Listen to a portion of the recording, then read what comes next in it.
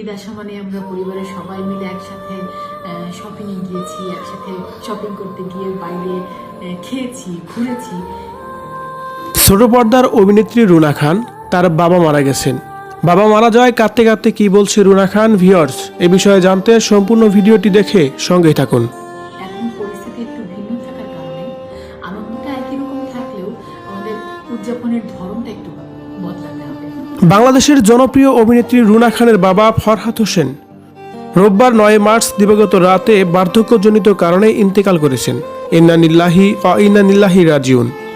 মৃত্যুকালে তার বয়স ছিল যথেষ্ট বেশি এবং তিনি দীর্ঘদিন ধরেই বার্ধক্যজনিত সমস্যায় ভুগছিলেন। সোমবার 10 মার্চ সকালে রুনা খান তার বাবা ফরহাদ হোসেনের মৃত্যুর খবর নিজেই নিশ্চিত করেছেন তার ফেসবুক পেজের মাধ্যমে। সে ফেসবুক পেজে তার বাবার সাথে বেশ কয়েকটি হাসিখুশির ফটো আপলোড দিয়ে তিনি ক্যাপশনে লিখেছেন, আমার আব্বু চলে গেলেন, তার আত্মার শান্তি কামনা করছি। ফরহাদ হোসেন ব্যক্তি জীবনে একজন সরকারি চাকরিজীবী ছিলেন।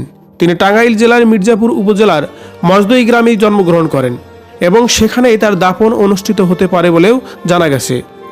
রুনা খানের বাবার মৃত্যুতে শোক প্রকাশ করেছেন তার সহকর্মী ও ভক্তরা। অভিনেত্রী তিন্নি তার শোক বার্তায় লিখেছেন, আঙ্কেলের আত্মা শান্তিতে থাকুক। অভিনেত্রী শ্রাবন্তীও সোশ্যাল মিডিয়ায় শোক জানিয়ে লিখেছেন, শোক স্তূপ পরিবারের প্রতি আমাদের সমবেদনা রইল। আবার কেউ বলছেন, অবশ্যই প্রতিটি জীবিত আত্মাকে মৃত্যুর স্বাদ গ্রহণ করতে হবে।